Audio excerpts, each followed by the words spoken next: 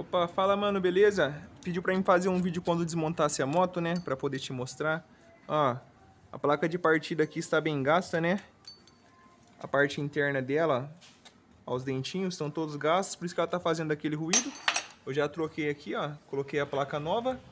E aqui, ó, o tensor da corrente de comando, ele tá com defeito, ó.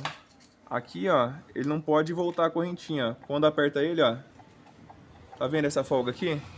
Ela não pode ter essa folga, então ele está retornando aqui.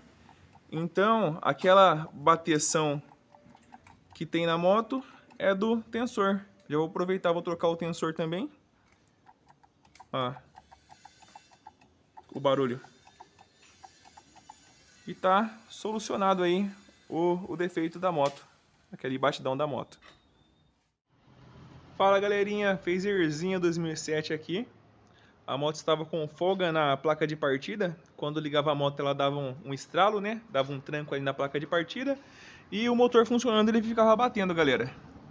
Aqui, galera, a gente trocou o tensor da corrente de comando, colocou um da WGK e trocou também a placa de partida da WGK. Phaserzinha ano 2007. A motinha tá um pouco rodadinha aqui, ó. 134.498. Vou dar uma funcionadinha aqui para vocês verem agora. Funcionou, belezinha. Antes, quando funcionava, ela dava aquele estralo na placa de partida. E o motorzinho aqui funcionando, ó. Filezinho, ele ficava batendo. O barulho aparentava ser um barulho de biela. Quando a gente desmontou, a gente viu aqui que estava com folga no tensor, né? Ele ficava retornando. Então a gente trocou. E a motinha ficou bala. Aí galera, fezona. Já é uma senhora já, né? Motinha ano 2007. Já tá bem rodadinha aí. Mas o motorzinho, ó,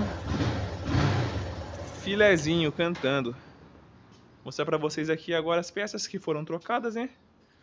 Aqui a placa de partida, ela tava com desgaste, ó. Os roletinhos estavam quadrados. E ela dava aquele tranco. A gente trocou também filtro de óleo. Óleo do motor, colocou o Yamalube.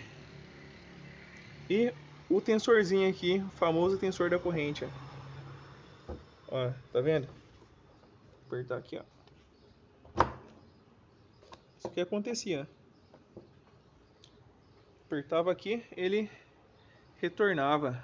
Por isso que ele ficava batendo a parte de cima do motor. Beleza? Então é isso aí, galera. Finalizado aqui mais um vídeo e é nóis. Até a próxima, pessoal. Valeu, fui!